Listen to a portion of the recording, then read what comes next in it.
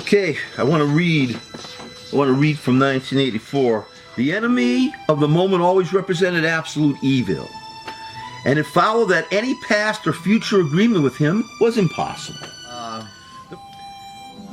If the party could thrust its hand into the past and say this or that of an event, it never happened, that surely was more terrifying than mere torture and death.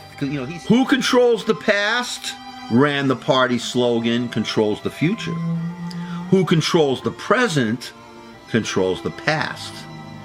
And yet the past, though of its nature alterable, never had been altered. Whatever was true now was true from everlasting to everlasting. It was quite simple. All that was needed was an unending series of victories over your own memory. Reality control, they called it in Newspeak. It's called double think. How do you know that the past, like say the past, the past has been changed and you want that change? How do you convince people that the change never happened? It was always like that. To know and not to know. To be conscious of complete truthfulness while telling carefully constructed lies. To hold simultaneously two opinions which canceled out, knowing them to be contradictory and believing in both of them. To use logic against logic. To repudiate morality while laying claim to it. To believe that democracy was impossible and the party was the guardian of democracy. To forget whatever it was necessary to forget.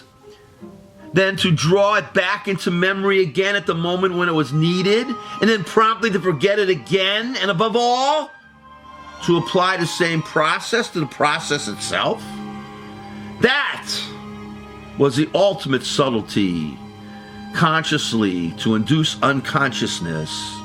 And then once again to become unconscious of the act of hypnosis you had just performed, even to understand the word doublethink involved the use of doublethink. Ladies and gentlemen,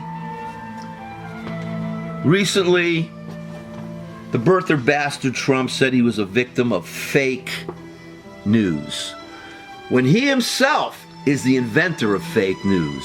The birther bastard, the birther situation. You see, he uses two of the principles of Ingsoc.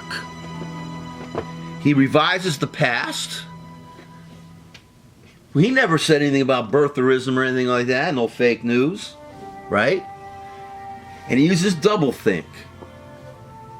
When it's up to him, when it benefits the birther bastard, anything is fake news. Fake news! You do fake news! You do fake news! See? If he's going to attack someone, he uses fake news. He uses it and says it isn't fake. It's all doublethink, my friends. This thing that's invaded our federal government and his party is the single greatest existential threat to the democratic republic that we have, that's in shambles because of him and his party. Make America great again. America was wonderful. See, the doublethink. Mutability of the past, revising the past. If it wasn't for the Obamas and the Democratic Party, with all its flaws, I wouldn't have a house today. And just this week, the birther bastard signed an executive order to make it more difficult for first-time homeowners to buy a home. Doublethink. Mutability of the past. Read that novel, folks. Because right now, they're trying to kill the Environmental Protection Agency.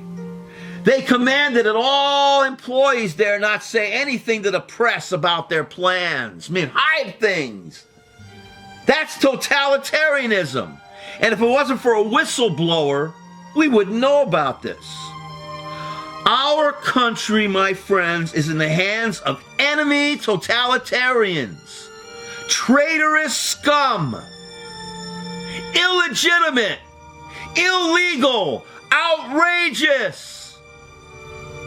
And it's up to us to get them out. Because you read your Declaration of Independence, you know what it says in there? If the government ceases to serve us, it is up to us to make sure it does. I'm not saying we should overthrow our government. I'm saying we should take it back. Because as long as progressives, liberals, run our federal government, it's going to serve us the way it's supposed to. But there are other forces at work in this country, and it's always been there to undermine every single aspect of everything that makes our country unique and free. We have enemies in charge of our country now. I sincerely believe that. And we must legally fight this bastard and his party every step of the way, because today, every day he's doing something horrific. Today they're working on building the wall. I don't want a goddamn wall around my free country, you son of a bitch, birther bastard Trump.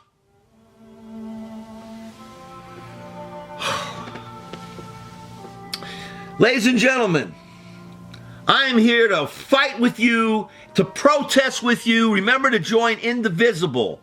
Look up the Indivisible pamphlet. The Indivisible pamphlet. These people get together in small groups and invade their local Congress people. And we gotta understand, the Democrats also are fucking us. They're run by corporatists. We are alone. It's up to us to take our country back now. I'm not trying to instigate you. I'm not trying to get you in any trouble. I'm not trying to make you crazy. Anything I say on this site, in this broadcast, please check me out. Fact check me. I want you to fact check me. And please read 1984 and then use it to slam that birther bastard and his party to hell. And since I'm an atheist, I don't know, whatever that is. But the bottom of the most hottest volcano there is. Please read 1984. Stand up against these bastards who are now in the process of taking away everything that this country stands for. Watch the news. Watch the news. This is not the time to be asleep and not pay attention. This is not the time to be apathetic, my friends. I'm for you. I am for you, and especially for these young people who are going to have to live with the debris and damage that this creep is going to cause.